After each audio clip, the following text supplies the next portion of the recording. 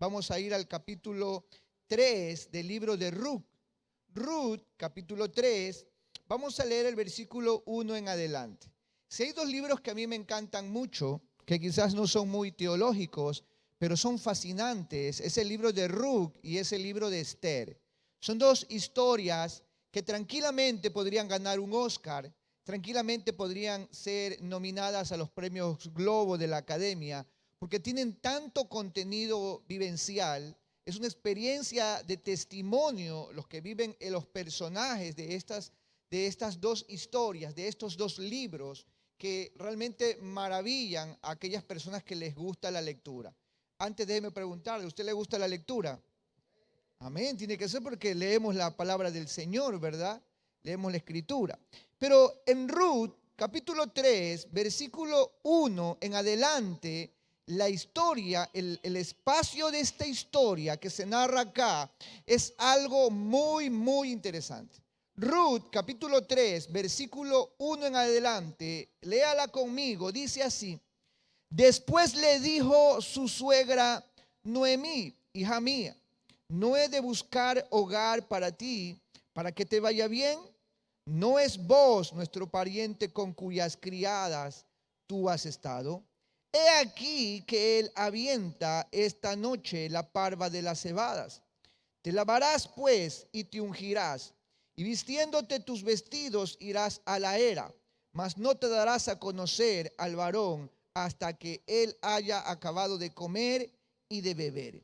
Y cuando él se acueste, notarás el lugar donde se acuesta, e irás y descubrirás sus pies, y te acostarás allí. Y él te dirá lo que hayas de hacer. Y ella respondió: haré todo lo que tú me mandes. Descendió pues a la era e hizo todo lo que su suegra le había mandado. Y cuando vos hubo comido y bebido y su corazón estuvo contento, se retiró a dormir a un lado del monte. Entonces ella vino calladamente y le descubrió los pies y se acostó. Y aconteció que a la medianoche se estremeció aquel hombre y se volvió, y he aquí una mujer estaba acostada a sus pies. Entonces él dijo: ¿quién eres? Y ella respondió: yo soy Ruth, tu sierva. Extiende el borde de tu capa sobre tu sierva, por cuanto eres pariente cercano. Y él dijo: bendita seas tú de Jehová, hija mía, has hecho mejor tu postrer bondad que la primera, no yendo en busca de los jóvenes, sean pobres o ricos. Oremos. Padre, en el nombre de Jesús, Señor, que tu palabra en esta tarde sea predicada y que llegue a nuestras vidas, a nuestros corazones, conforme el propósito que tienes trazado para nosotros. Gracias te damos, Señor, en el nombre de Jesús. Amén y amén. Tome asiento, mi hermano. Muchas gracias. Que el Señor añada bendiciones a su palabra. Vamos a ver algunos principios bíblicos de cómo debería ser lo ideal al momento de presentarnos delante de Dios. Esta mujer, Ruth, tiene un pasado no muy agradable. Hay muchas consecuencias de su pasado que hoy la persiguen dentro de la historia bíblica. La persiguen muchas consecuencias. ¿Cuántos de nosotros las consecuencias aún no nos persiguen? Malas decisiones a temprana edad, algunos se casaron. Y pasó el tiempo y esa relación se volvió desagradable, tóxica, y tuvieron que separarse. Matrimonios que no duraron mucho tiempo. ¿Cuántos a temprana edad tuvieron que hacer cosas incorrectas, indebidas? Empezaron a entrar al mundo del alcohol, de las drogas, y no tienen ni 30 años y tienen enfermedades y tienen situaciones encima en sus vidas que son la consecuencia de las cosas que vivieron en el pasado, cosas que debieron haber evitado y que quizás a estas alturas de la vida ya no se puede hacer nada. Ruth tenía un pasado, Ruth tenía una situación que la seguía donde quiera que ella iba. Y era algo cultural, era algo religioso, era algo de su mente que ella tenía que empezar a trabajar en su vida. Narra la escritura en Ruth capítulo 1 que el esposo de la suegra de ella, Noemí, viaja de Belén con su esposo hacia los campos de Moab. En los campos de Moab, él va con sus dos hijos, con Malón y Kelión, y le consigue esposa a cada uno de ellos. El uno se casa con una mujer moabita y el otro se casa con esta mujer, también moabita, pero llamada Ruth. Cuando el esposo de Noemí muere y cuando mueren los dos hijos, los varones, ella se queda sola, Noemí se queda sola. Esto era una señal de maldición. Una mujer que no pudiese tener a alguien que la sostenga era una maldición en aquellos días, porque le había quitado el Señor al esposo y a los dos hijos.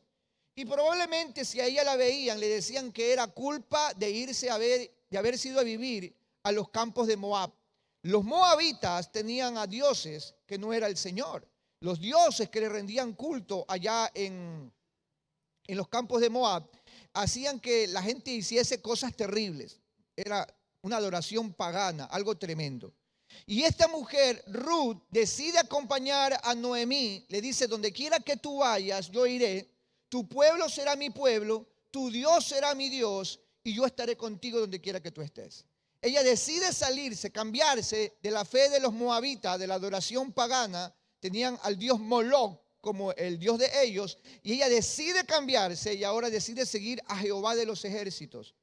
Ese esposo que ella tuvo, uno de los hijos de ella, tuvo que haberle hablado del amor de este Dios, del Dios invisible, del Dios verdadero, del Dios de amor. Ella decide seguirla porque es un nexo de amor y el ejemplo que ella tuvo que haber aprendido fue el ejemplo de amor y ella sigue a su suegra.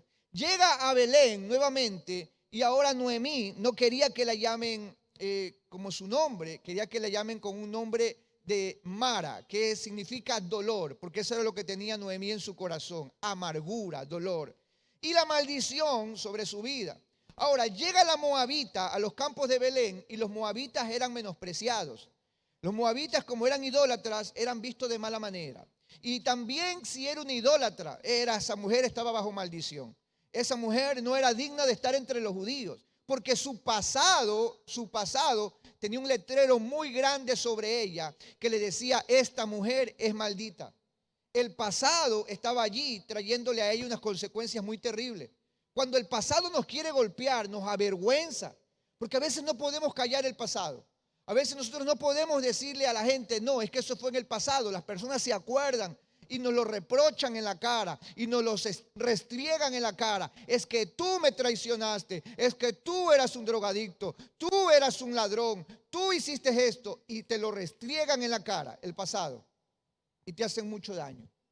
Pero ahora esta historia de amor, esta historia del libro de Ruth, habla acerca de un acto de redención. ¿Y qué es redención? Redención es volver a ponerte en el lugar que tú te mereces, aunque tu pasado te grite que no eres digno de estar en ese lugar. Te vuelve a llevar a ese lugar, te dignifica, te honra. Y en este pasaje bíblico vemos cómo esta historia nos lleva a que Dios permite que una mujer que no es judía sea honrada dentro del pueblo de Israel. Y eso es lo que hace Dios. Dios quiere honrarnos a pesar del pasado que tenemos. Dios quiere redimirnos a pesar de lo que hayamos vivido. Dios quiere hacerlo, pero hay que cumplir algunos requisitos. Hay que cumplir algunas cosas. Y aquí en la Escritura, desde el versículo 1, se empiezan a ver esos personajes que son la analogía de nuestra vida cristiana. Verso 1 dice, después le dijo su suegra Noemí, hija mía, ¿no he buscado hogar para ti, para que te vaya bien? Esta mujer Noemí es la figura del Espíritu Santo. El Espíritu Santo está buscando lo mejor para nosotros. El Espíritu Santo es el que habla a nuestra mente y a nuestra conciencia y redarguye en nuestro interior a fin de que nosotros seamos apercibidos por la palabra de Dios. Aquel que está con nosotros permanentemente, acompañándonos todos los días de nuestra vida, es el Espíritu Santo de Dios. Y esta figura que vemos acá de Noemí es la figura del Espíritu Santo. Ahora, también dice, ¿no es vos nuestro pariente con cuyas criadas tú has estado? He aquí que él avienta esta noche la parva de las cebadas. Ahora, el personaje que aparece es vos. Vos, la figura de vos en esta historia es la figura de Jesucristo. Jesucristo es el personaje, es el familiar, es el pariente cercano. Porque en aquellos días había una regla o una norma, una tradición, donde un pariente cercano podía redimir de la maldición a aquella persona, a estas dos mujeres. Noemí iba a ser redimida por medio de Ruth. Si Ruth se allegaba o se casaba o la desposaba un pariente, un familiar cercano, ella salía de la maldición y era puesta en un lugar de honra. El asunto es que nadie quería casarse con una mujer pagana. Nadie quería casarse con una mujer a la cual el pecado le había traído maldición. Usted ve la maldición, usted no se acerca. Yo no quiero ser maldecido, yo quiero ser bendecido. Yo me acerco a la bendición, yo no me acerco a la maldición. Pero esta mujer representaba maldición. Y vos es el pariente que la va a redimir.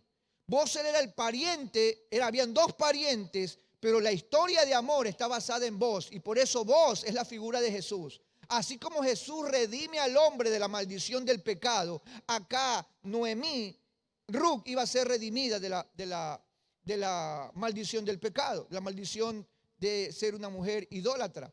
Y por ende, Noemí pasa a ser la figura de la iglesia del Señor, de usted y de yo, la figura de usted y de mí, de usted y de yo, de usted y de mí. Pasa a ser la figura, porque nosotros somos ese cuerpo redimido. A usted y a mí Dios nos redimió de nuestros pecados. Usted y yo no merecíamos más que la muerte, porque la Biblia dice que la paga del pecado es la muerte. Y lo que nosotros habíamos hecho con nuestra vida era alejarnos de Dios, era practicar pecado, estar en el alcohol, estar en la droga, estar en los pleitos, en los insultos, en las iras, en las contiendas. En eso estábamos metidos nosotros. Y no merecíamos más que el juicio sobre nuestras vidas, porque engañamos, traicionamos, hicimos cosas malas contra nosotros, con nuestra familia. No lo merecíamos. Pero en eso está el amor de Dios. En que aún sin ser merecedores de tanta gracia, Jesucristo murió por usted y por mí en la cruz del Calvario. ¿Cuántos lo creen? Denle un aplauso al Señor.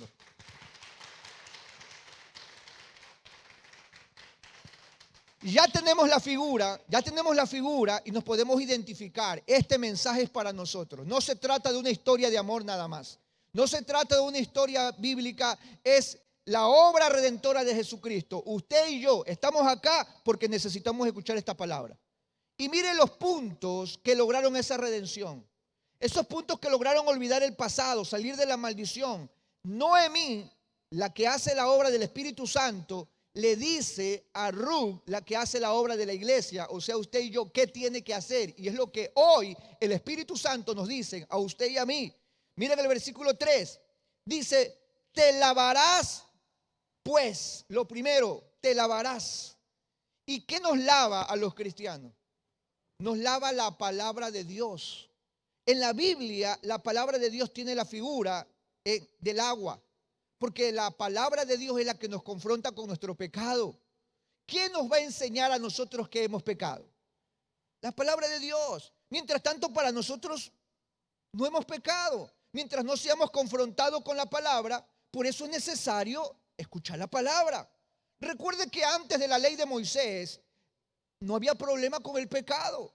Cuando Adán y Eva tenían que traer las generaciones a la tierra, ellos tenían relaciones sexuales entre hermanos, entre primos. Prácticamente para nosotros actualmente eso es un incesto. Pero en esos días no era condenado, no había juicio porque no había ley. Y el mismo apóstol Pablo dice que cuando aparece la ley, aparece el pecado. Porque determina el Señor, esto está mal, esto no puedes hacer. El Señor lo determina y establece los límites, nos pone la cancha de juego y hasta aquí ustedes pueden llegar. Por eso la palabra de Dios, cuando aparece la palabra de Dios, aparece su voluntad y esa voluntad la respetamos. Y ella lo que le dice es, lo primero que tienes que hacer es lavarte. O sea, disponer tu corazón para obedecer la palabra de Dios. Lo que tienes que hacer en tu corazón, le dice Noemí a Ruth y nos dice el Espíritu Santo a nosotros, ¿de qué nos vale venir a sentarnos a la iglesia si no estamos dispuestos a obedecer la palabra de Dios? Nuestra actitud al venir a la iglesia debe de ser venir a obedecer a Dios, obedecer y escuchar la palabra de Dios para obedecerla, para entender cuáles son sus caminos, obedecer su palabra. Y lo segundo que le dice primero, te lavarás pues, y lo segundo, te ungirás. El ungir era algo que se hacía sobre los reyes, sobre los sacerdotes, sobre la gente importante. Se le ungía con colonias carísimas, con fragancias caras o con aceite, específicamente a los reyes y sacerdotes. La unción caía sobre ellos porque la unción significaba separación. La unción significaba algo especial, algo único. Está ungido para, separado para, por la unción. Eso era la unción. Hoy en día decimos la unción, hoy siento la unción y la gente piensa que eso es la unción. La corriente que corre por el cuerpo es la unción. Pensamos que es la unción. Viene, le puso la mano encima y cayó. Uy, esa unción que tiene. La unción es separarse, es apartarse, es dedicarse a tener una vida de intimidad con el Espíritu Santo.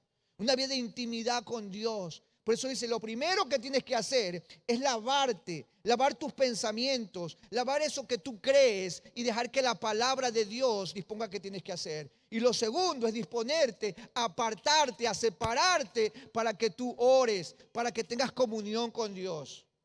¿Quieres salir de la maldición del pecado? ¿Quieres salir de la maldición de la pobreza? ¿Quieres salir de la maldición de la enfermedad? ¿Quieres salir de la maldición del abandono, de la destrucción, de la soledad? Ahí la Escritura nos está diciendo qué tenemos que hacer. Porque así vivía Ruth bajo esa maldición y Noemí le estaba diciendo, ¿quieres que Dios te honre? Estos son los pasos a seguir. Primero, tienes que lavarte. Segundo, tienes que ungirte. Tercero, tienes que vestirte, vistiendo tus vestidos. Usualmente ella iba a trabajar a la era, que era la era, eran los campos de la cebada. Y en los campos de la cebada, cuando ellos empezaban a recoger lo que caía, lo sobrante que caía, que se les caía a la gente que trabajaba, las viudas tenían opción a coger lo que caía. Ellas cogían lo que caía. Por ende, su vestido diario de trabajar, de andar, ese vestido era un vestido de harapos, era un vestido rasgado, eran vestidos sucios. Por eso le dice Noemí, la figura del Espíritu Santo, le dice a ella, tienes que ponerte vestidos, no puedes vestirte con cualquier ropa. Por eso Pablo nos dice que debemos vestirnos de la nueva naturaleza. Debemos despojarnos del viejo hombre que está viciado de pecados.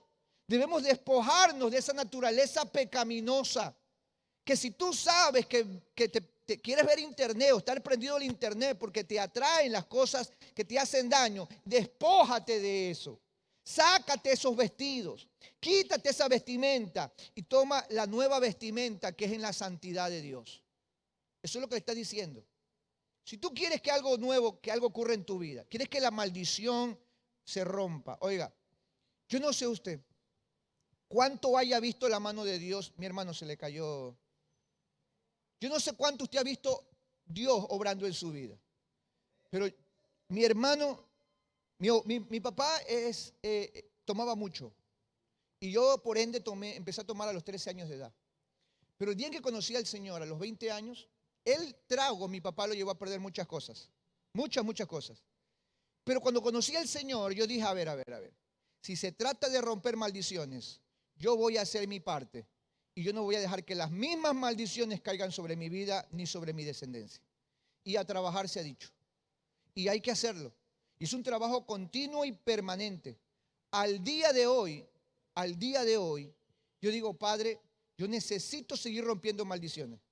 Porque cuántas otras maldiciones no pesan sobre mi familia, sobre mis antepasados, idolatría, brujería.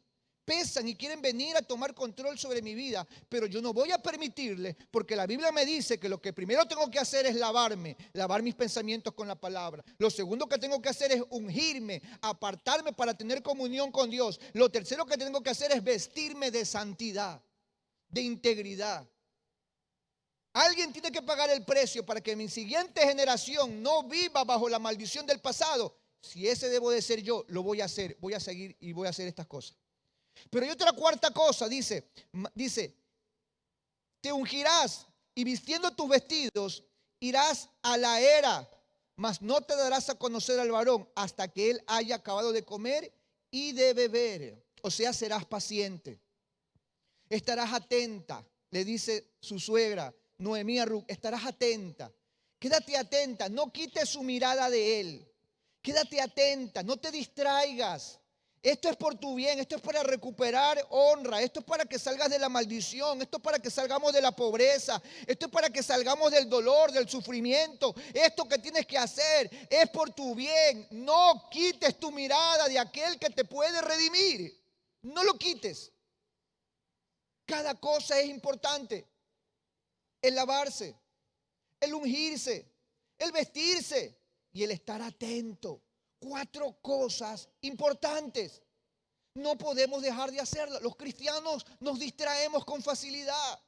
Hay jóvenes que se consagran para Dios. Aparece una chica bonita que es cristiana y se distrae. A lo mejor es el propósito de Dios esa muchacha, pero él se distrae y anda detrás de la chica distraído. No quite su mirada de Jesucristo. A lo mejor le llegó la bendición del trabajo, le llegó la bendición y usted se distrajo con la bendición, corrió detrás de la bendición y quitó su mirada de Jesucristo. No puede ser la bendición más grande que aquel que genera la bendición. Porque a veces esa bendición puede volverse maldición por quitar nuestros ojos de aquel que la genera. Eso es cuando empezamos a idolatrar la bendición. Cuando empieza a idolatrar a su esposa, empieza a idolatrar a su esposo, empieza a idolatrar a su novio, empieza a idolatrar su trabajo, empieza a volverse maldición. No quite su mirada del Señor. Porque la maldición se rompe y cuando la maldición se rompe, empieza a llegar la bendición. Esta es la receta que Noemí le da a Ruth. Noemí, el Espíritu Santo, le da a Ruth y nosotros la recibimos. Te lavarás pues, la palabra, te ungirás, la presencia del Señor, vistiendo tu vestido, santidad. Irás a la era y aguardarás, o sea, estarás paciente. Pero mire lo que sigue diciendo en el versículo 4. Dice, y cuando él se acueste, notarás el lugar donde se acuesta, e irás y descubrirás sus pies, y te acostarás allí, y él te dirá lo que hayas de hacer. Y aquí ocurren 2 cosas más. 2 cosas más. Lo que ocurre a continuación es que ella le dice, cuando tú te des cuenta donde él está, tú vas a ir a sus pies y te vas a recostar a sus pies. O sea, te vas a rendir. Te vas a rendir a tal punto que vas a estar dispuesta a obedecer lo que él te diga. Vas a obedecer.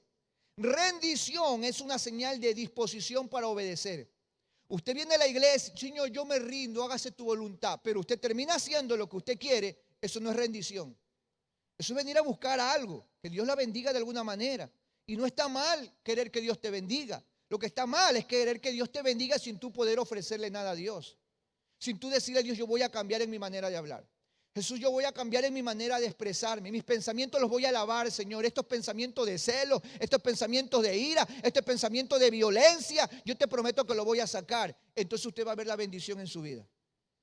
Pero si usted viene a la iglesia, escucha un mensaje y se va igual que vino, entonces usted no está haciendo nada de esto, no se está rindiendo. Usted está aprendiendo, pero no está haciendo nada. Esta mujer quería salir de la maldición y fue e hizo lo que su suegra le estaba diciendo. Fue y se acostó a los pies de él. Ahora, acostarse a los pies de él era riesgoso.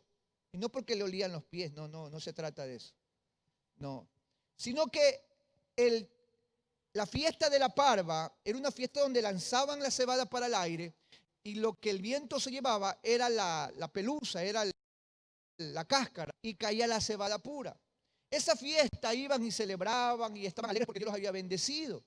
Y esa fiesta al final se quedaban solamente los varones y las mujeres iban a sus hogares. Los varones se quedaban cuidando la cebada. O sea, eso implicaba que si alguna mujer era encontrada en ese lugar, era acusada de prostituta y era digna de ser apedreada. La consideraban, era una ramera y la apedreaban por adúltera, por ramera, por prostituta, la apedreaban, eso decía la ley. Así que ella iba a poner su dignidad en riesgo. Aparte de que ya el pueblo la tenía como maldecida, ella iba a arriesgarse a todas. Porque mi hermano, cuando usted se arriesga por Cristo Jesús, la Biblia dice, bienaventurados los que por causa mía son perseguidos y vituperados, porque de ellos es el reino de los cielos. Cuando usted decide arriesgarse por el Señor, usted decide arriesgarse por Cristo, Cristo no lo va a avergonzar, Cristo no lo va a dejar nunca solo, porque Él dijo que el que quiere ganar su vida para sí, debe de perderla. Usted está sembrando en el reino de los cielos su vida, su voluntad, su sueño, su decisión. Y cuando usted hace eso, lo que cosecha es vida eterna. Lo que cosecha es la presencia de Dios en su vida. Lo que cosecha es el cuidado de Jehová sobre su casa, sobre sus hijos. Dios no le va a abandonar nunca. ¿Alguien lo entiende?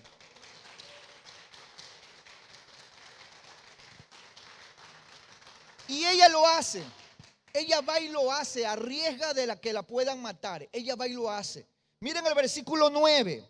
Verso 9 dice, ella va y entonces, y ella respondió, yo soy Ruc tu sierva. Extiende el borde de tu capa sobre tu sierva, por cuanto eres pariente cercano. Y él dijo, bendita seas tú de Jehová, hija mía, hija mía, has hecho mejor tu postrer bondad que la primera, no yendo a buscar a los jóvenes, sean pobres o ricos. Mire cómo él, al verla acostada a los pies, él pudo haberla desechado. Él pudo haberle dicho, no, esta mujer es idólatra. Esta mujer es una viuda bajo maldición. Esta mujer va a acarrear maldición a mi familia. Va a traer más pobreza, va a traer... Él pudo haber dicho eso en sí. Y pudo haberla desechado. Pero él no. Él mostró misericordia y decide honrarla. Decide honrar a esa mujer. Él como pariente cercano, él la ve y se enamora de ella. Se enamora de ella y está dispuesta del qué dirán en el pueblo. Están dispuestos a correr el riesgo de que lo puedan acusar de algo, pero él poder dar la cara, poner las manos al fuego por esta mujer, que aunque no era de la nación judía, él la iba a redimir. Eso es lo que él quería hacer, redimirla. Y es lo que Dios hace con nosotros, porque de tal manera amó al mundo que entregó a su Hijo unigénito, pecadores que somos usted y yo. Él puso la mano en el fuego. Él nos muestra la gracia.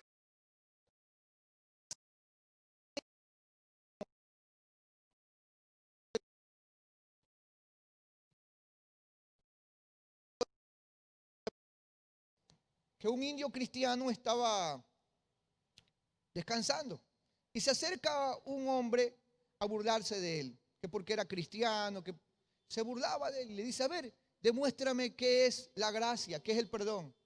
El indio toma un poco de hojas secas y las amontona sobre una piedra. Toma un gusano y lo pone en medio de las hojas secas. Y cuando estaba allí, le prende fuego a las hojas secas y rápidamente empiezan a consumirse. Y mientras se incendiaba, la llama iba quemando las hojas secas, el gusano estaba en medio. Y cuando ya lo iban a quemar, el indio mete la mano, saca el gusano y le dice a ese hombre que lo molestaba, así eres tú y así soy yo, listos para el fuego eterno. Pero Dios metió su mano al fuego por ti y por mí, para salvarnos del pecado. Esa es la muestra de amor de esta historia. Y esa es la forma como salimos de la maldición. Porque el único que puede romper la maldición se llama Jesucristo en la cruz del Calvario. Póngase de pie, mi amado hermano. Póngase de pie. Si usted necesita,